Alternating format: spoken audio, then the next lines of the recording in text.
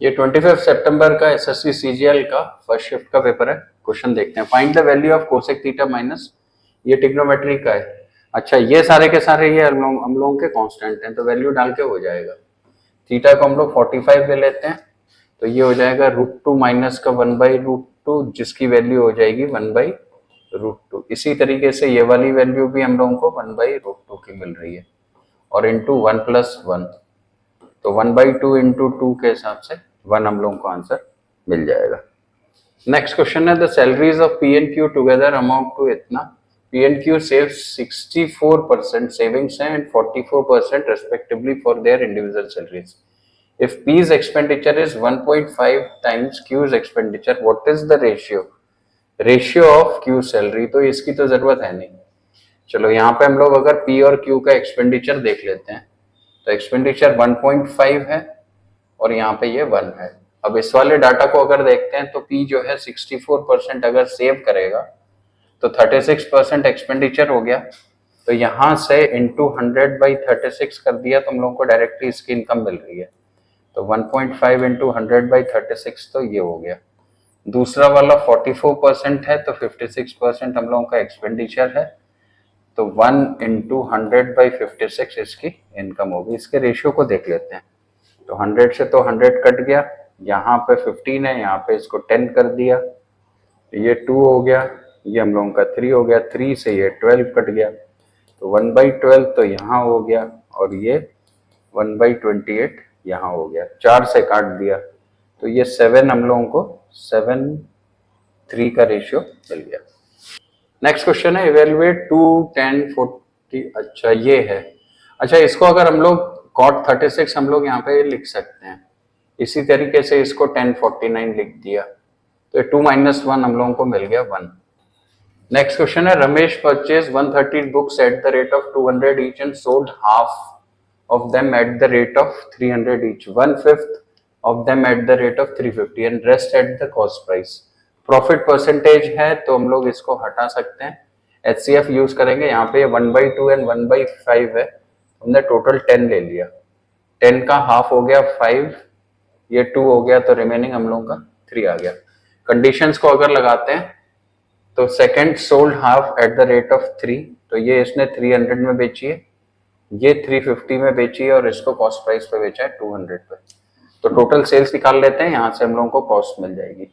Calculation हम लोगों को ये करनी है, इधर पे हम लोगों की सारी सेल्स आ जाएगी। तो एक बार हाईएस्ट कॉमन फैक्टर 50 को और अलग कर लेते हैं, तो यहां से ये कट के 4 आ जाएगा, यहां से ये 7 आ जाएगा, यहां से ये 6 आ जाएगा, यहां से हम लोगों का 4 आ जाएगा, तो ये हो जाएगा 40, जो कि हमारी कॉस्ट है। सेल्स देखते हैं, तो ये 30 हो गई, ये 14 हो गई, और ये 12 हो गई। इससे छोटा हो जाता है, तो ये 56 की हमारी सेल्स आ गई, कॉस्ट हमारी 40 की है, तो 16/40 अगर कर देंगे तो 40% हम लोगों को आंसर मिल जाएगा। नेक्स्ट क्वेश्चन है, the centers of 2 circles are 36 if the radii of these 2 circles are 15 and 9 respectively, then what is the sum of lengths of direct common tangent and transverse common tangent of these 2 circles. Okay, तो यहाँ पे हम लोगों को direct common tangent चाहिए, तो हम लोग 36 का होल स्क्वायर कर देंगे माइनस का। डायरेक्ट कॉमन टेंजेंट है, तो R1 - R2 होगा, 15 - 9 का होल स्क्वायर का अंडर रूट, तो ये आ जाएगा, और दूसरा वाला आ जाएगा 36 का होल स्क्वायर माइनस का 15 + 9 का होल स्क्वायर का अंडर रूट, और दोनों का कंबाइंड पूछा हुआ है, तो बीच में प्लस लगा देंगे। एक को निकाल लेते हैं, एक से हम लोगों को मिल जाएगा, तो ये हो जाएगा 36 का होल स्क्वायर माइनस 6 का होल स्क्वायर का अंडर रूट। इसको अगर बाहर ले लेते हैं, तो 6 तो बाहर आ जाएगा, और यहाँ पे ये रह जाएगा 36 - 1 35, तो 6√35 हम लोगों को देख लेना है, तो 6√35 तो यहाँ पे भी आ रहा है, चलो, और 6√35 हम लोगों को यहाँ पे भी मिल रहा है, आगे करना पड़ेगा। चलो, तो ये तो प्लस हो गया, यहाँ पे ये हो गया हम लोगों का 36 whole square minus 24 whole square का अंडर रूट, a+b कर दिया, तो ये हो गया 60 × 12 का अंडर रूट। 12 हमने बाहर ले लिया, तो ये √5 आ गया, तो 12√5 यहाँ से हम लोगों को आ रहा है, तो ये रहा आंसर। नेक्स्ट क्वेश्चन है, the side of BC of triangle AB is produced to D। Okay, हम लोग इसको BC को प्रोड्यूस कर लेते हैं यहाँ से, BCD ट्रिग्नोमेट्री में। तो चलो, if AC is equal to BC, AC is equal to BC and angle BAC ये हम लोगों का 70 है, then find the value of ACD minus ABC, ACD minus ABC। अच्छा, अगर हम लोग इसको P ले लें और इसको Q ले लें, तो P की वैल्यू Q प्लस 70 है ना, तो हम लोगों को P माइनस Q पूछा हुआ है, तो ये 70 हो जाएगा, एक्सटर्नल एंगल लग गया। Next, Rohini buys a Bluetooth headphone set for 1700 from a wholesale shop and marks it at 2000. Later on, she allows a discount of 40%. Discount 40% का मतलब 800 रुपए का उसने डिस्काउंट लगा दिया 2000 पे। तो हम लोगों को ये जो सेल्स आई वो 1200 की आ गई। परचेज उसने 1700 का किया है, तो 1700, तो 1700 हो गई उसकी कॉस्ट, तो लॉस हो रहा है। लॉस का मतलब ये दोनों तो ऑप्शन अपन लोगों के हट गए। अब इसके बाद में फिर हम लोगों को चाहिए प्रॉफिट, तो लॉस जो है, अब लॉस का परसेंटेज कैलकुलेट करने के लिए 5/70 इंटू 100% कर देंगे हम लोग, तो 17 3 51 होता है। अब इसको अगर लगभग देख लें तो ये अप्रोक्सीमेटली हम लोग को 30% का लॉस मिल रहा है, तो एक ऑप्शन हमारे पास में ये अवेलेबल है, ये लगा देंगे। नेक्स्ट क्वेश्चन है, the simple interest on sum of 6 years is 3/5 of the sum. 3/5 का मतलब हो गया हम लोगों का 60%, और ये 6 के लिए है, तो ये आ जाएगा 10%। चलो फिर नेक्स्ट नंबर क्वेश्चन देखते हैं। The average of squares of first 48 natural numbers. यहाँ पे स्क्वायर्स है तो फॉर्मूला हम लोगों को सम का 2n+1 n+1 अपॉन 6 लगाना पड़ेगा। एवरेज है तो n से n कैंसिल हो जाएगा, तो ये हो गया 48 2 97 इंटू 49/6। ऑप्शंस पे निगाह मारते हैं तो यहाँ पे सब जगह 79 है, 17 है, डिवाइड करना पड़ेगा, मल्टीप्लाई कर लेते हैं। 97 जो भी है, 9 7 63, 6 87, तो ये आ गया, 7 4 28, 9 4 388 आ गया। 3574758 डिवाइडेड बाय 6 करना है, तो 6 7 42 हो गया, 55 हो गया, 9 6 54 आ गया, 13 6 2 12, 792 वाला आंसर हो जाएगा। Nehra is 25 years old and Puneet is 30 years. How many years ago was the total ratio of their ages? Was the ratio of their ages 3:4? अच्छा, ये 25 है, ये 30 है, इसमें से x माइनस कर दिया, माइनस x कर दिया, ये 3/4 आ गया, तो ये 100 minus 4x is equal to 90 minus 3x। x की वैल्यू हम लोगों को 10 मिल गई, तो 10 ईयर्स आंसर हो जाएगा।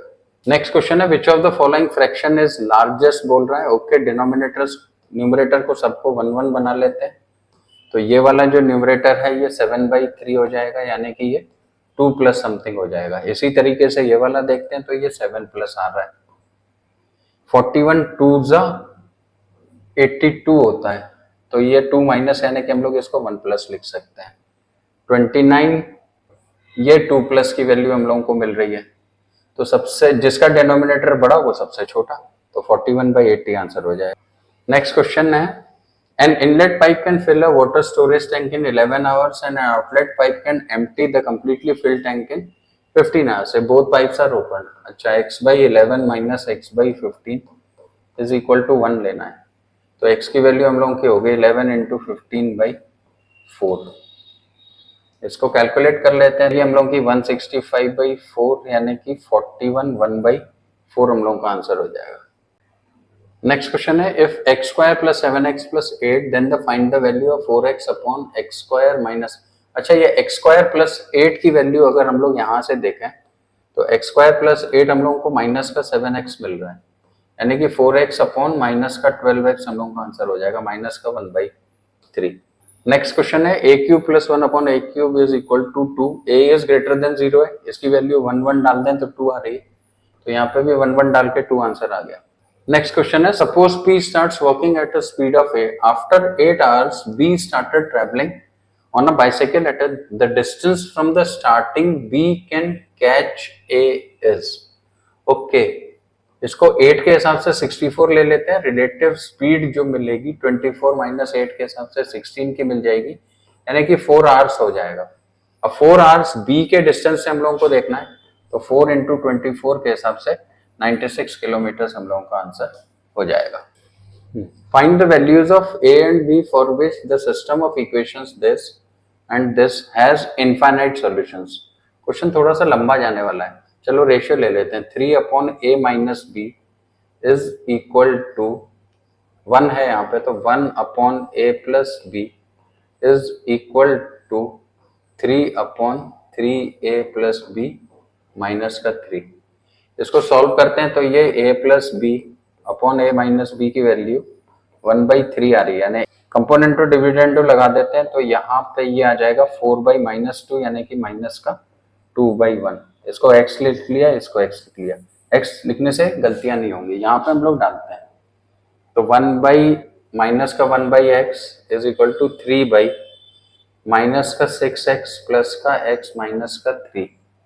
तो माइनस से तो हम लोगों को यहाँ पे माइनस का 5x माइनस का 3 माइनस का 1/x, इसको हटा सकते हैं तो अब ये हो जाएगा 5x plus 3 is equal to 3x, यानी कि 2x is equal to -3, x equal to -3/2। तो हम लोगों की b की वैल्यू -3/2 यहाँ पे दी हुई है, यहाँ पे भी दी हुई है। a की वैल्यू को और निकाल लेते हैं तो a की वैल्यू हो जाएगी -2 इंटू -3/2 के हिसाब से +3, तो 3 वाला आंसर हो जाएगा। नेक्स्ट क्वेश्चन है the circumference of base of cylindrical vessel is 154 and its height is 45. How many liters of water can it hold? Correct up to 3 decimal places. Okay. Options में निगाह मारते हैं तो ये 3 ऑप्शंस तो हम लोगों को बहुत छोटे मिल रहे हैं।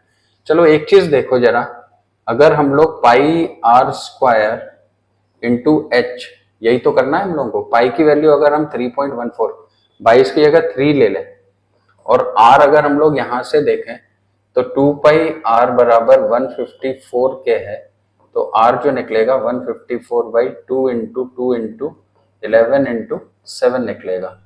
तो ये आ गया हम लोगों का 49/2। 49 यानी कि एक अप्रोक्सीमेट हम लोगों को 25 के करीब मिल रहा है। तो 3 इंटू 25 इंटू 25 इंटू एच जो है ये सेंटीमीटर में कन्वर्ट कर लिया 4.9। ये पूरी वैल्यू को अगर हम लोग कैलकुलेट भी कर रहे हैं अपॉन 1000 भी अगर कर दें लीटर्स निकालने के लिए, तो ये पूरी वैल्यू जो है ये हम लोगों की इन 3 वैल्यूज से तो बहुत दूर आ रही है, तो हम लोग ये वाला आंसर लगा देंगे। ये जो है ये कैलकुलेशन ट्रैप है, इससे थोड़ा सा बचना सीख लो, मेंसुरेशन में रहता है क्वेश्चन में। नेक्स्ट क्वेश्चन है if m + 5 is equal to sec square, ये पूरा लिखा हुआ है +5, then the find the value of m। ये तो कैंसिल हो गया। अच्छा, इसको अगर हम लोग sin स्क्वायर a लिख दें तो ये दोनों 1 हो गया। इसको हमने cos स्क्वायर a लिख दिया तो ये दोनों भी 1 हो गया, तो 1 आंसर आ गया हम लोग। तो इस वीडियो में इतना ही काफी है, अगले वीडियो में फिर मिलेंगे।